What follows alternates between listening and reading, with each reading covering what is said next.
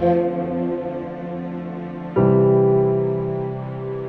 आज जब भारत के 70 साल हो गए संविधान को लागू हुए, तो आज ब्राह्मणों को या किसी भी जाति की बात करना ये बिल्कुल बेईमानी है। हाँ, मनुवाद भारत छोड़ो, मनुस्मृति, इसके विरुद्ध, मनुवाद के विरुद्ध, इस घोर विचारधारा के विरुद्ध लड़ाई, उसका मैं समर्थक हूँ। उसकी लड़ाई उसके खिलाफ होनी चाहिए। जो व्यवस्था मानव द्वारा मानव के शोषण पे आधारित विचार है, व्यवस्था है, उसके खिलाफ लड़ाई होनी चाहिए, लेकिन जो व्यक्ति जाति के विरुद्ध नहीं होनी चाहिए। मैं उसके खिलाफ हूँ। क्या लगता है किसने लिखे होंगे नारे? ये इतनी बड़ी संस्थान है वो।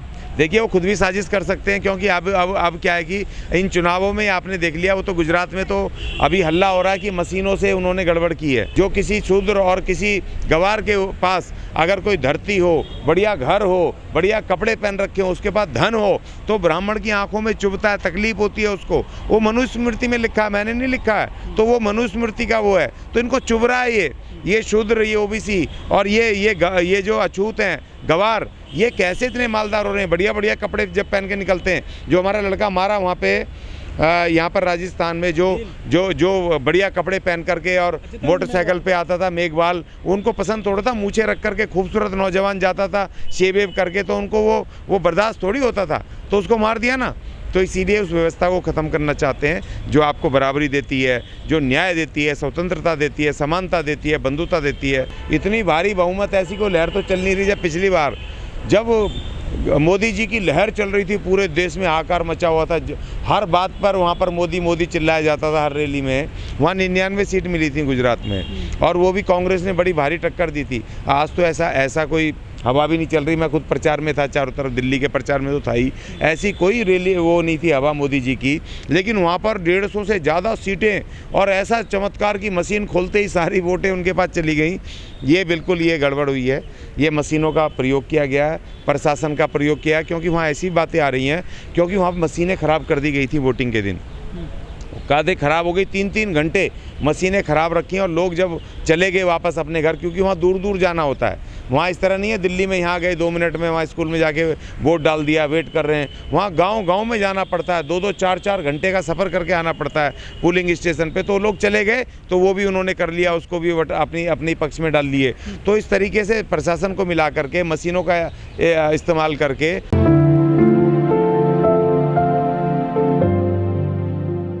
अज्ञानी जी, हमारे देश में आंदोलन चला था कि अंग्रेजों भारत छोड़ो, लेकिन जेएनयू में नारे लगाए जा रहे हैं, लिखे जा रहे हैं दीवारों पे कि ब्राह्मणों भारत छोड़ो। हाँ, देखिए, ये आज उस समय का दौर और आज समय का दौर दूसरा। उस समय जो विदेशी वो अंग्रेज़ थे, वो बिल्कुल प्योर विदेशी थे, जो कि जिसके खिलाफ सबकी लड़ाई थी, और बाबा साहब भी लड़ रहे थे, सारे क्रांतिकारी सब लड़ रहे थे। लेकिन बाबा साहब एकदम से उनको अंग्रेज़ों को भगाने के उसमें नहीं थे। लेकिन सवाल इस बात का है, जो आज जो नारे लगे हैं जेएनयू की दीवार पे, और चाहे किसी ने भी लिखे हैं, मैं उसको कंडेम करता हूँ, क्योंकि आज संविधान का रूल ऑफ लॉ है, भारत के संविधान का कानून का रूल है, और उसमें जातिवाद को पूरी तरह से अबॉलिश कर दिया गया है बाबा साहब ने आर्टिकल 17 में। और उसमें लिखा आर्टिकल 14 में कि विधि के समक्ष सब नागरिक समान है। तो जब समान बाबा साहब ने कहा है, और हम अगर जातिवाद करेंगे किसी भी उसमें, अगर हम जातिवाद को अपने उसमें व्यवहार में लाते हैं या उसका समर्थन करते हैं, तो इसका मतलब हम भारत के संविधान और बाबा साहब का हम मतलब उल्लंघन कर रहे हैं या उनका अपमान कर रहे हैं, क्योंकि हम बाबा साहब के लोग हैं। हम जातिवाद के बिल्कुल खिलाफ हैं, क्योंकि जाति से ही हमारा शोषण हुआ, और जाति ही आज भी हमारा पीछा कर रही है, और जाति को हमने ख़त्म करना भारत के संविधान को लागू करवा करके। जेएनयू को कभी देखना, उसके चारों तरफ घूम के किलोमीटरों में वो जेएनयू का जो वो एकड़ों में ज़मीन फैली पड़ी है, और इतनी खूबसूरत है, पहाड़ी क्षेत्र, और बिल्कुल खूबसूरत, अंदर इतना बढ़िया बना हुआ है। वो कह रहे हैं कि भाई इसको बदनाम कर दो। पहले तो खूब बदनाम किया था, सेक्स के नाम पे किया था कि ये लड़के लड़कियां पढ़ने कम आते हैं, कॉन्डम ज़्यादा निकलते हैं, और फलाना डिकड़ा ये सब किया था। अब ये उसको नारे लगते हैं वहाँ, अभी देश विरोधी, अब ये ब्राह्मण विरोधी, देश विरोधी सब करके थक लिए। अब इन्होंने कहा ब्राह्मण छोड़ो, भावना है, जातिगत भावना है। इन्होंने हो सकता है खुद भी लिखा हो, क्योंकि उस प्रॉपर्टी पे नजर है अंबानी अडानी की, उसको इन्होंने रिसोर्ट बनाना है खूबसूरत।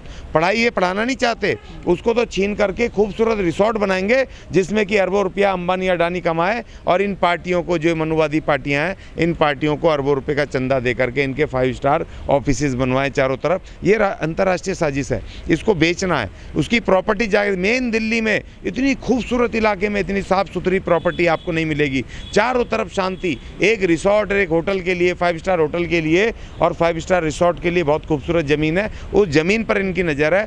उस यूनिवर्सिटी को समय समय पर गाए बाए जब भी इनको मौका मिलता है उसको बदनाम करते हैं ना किसी वजह से। जिस यूनिवर्सिटी में एक गरीब का बच्चा 14 रुपये में PhD कर लेता है तो उनको बर्दाश्त ही नहीं हो रहा है।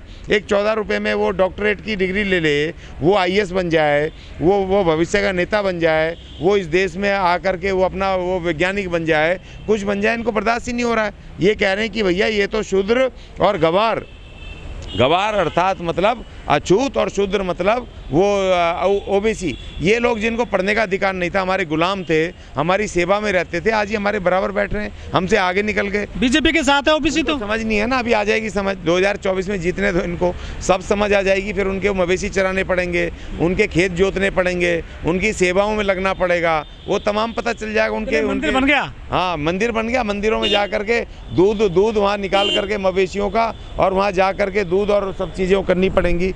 ना तो हिमाचल में लहर दिखी, ना दिल्ली में लहर दिखी, तो गुजरात में ऐसी कौन सी लहर आ गई? जबकि वहाँ पर इस बार हमने देखा कि केजरीवाल की रैली में भारी भीड़ आ रही थी, तो वो अचानक अखिलेश की रैली में भी थी यूपी में। हाँ तो लेकिन क्या है कि सरकार तो नहीं बना पाए, सरकार नहीं बना पाए, मगर इतने बुरा हाल थोड़ी हुआ।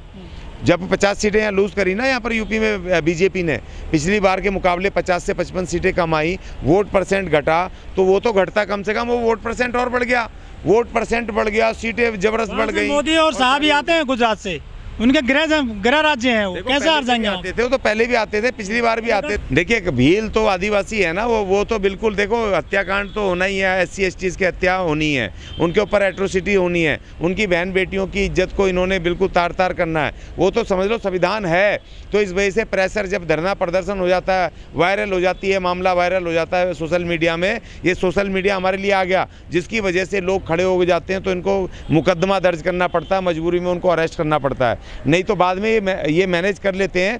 लेकिन जब तक संविधान है, जब तक ये कार्रवाई कर भी रहे हैं, अगर संविधान खत्म हो गया जिस दिन 2024 में, मैं बार बार कह रहा हूँ SC STs को पॉलिटिकली इकट्ठा होना पड़ेगा, और इकट्ठा होकर के इन मनुवादी पार्टियों के नेतृत्व से अलग हटके अपनी डायरेक्ट चुनौती, राजनीतिक चुनौती और दखल पेश करना पड़ेगा।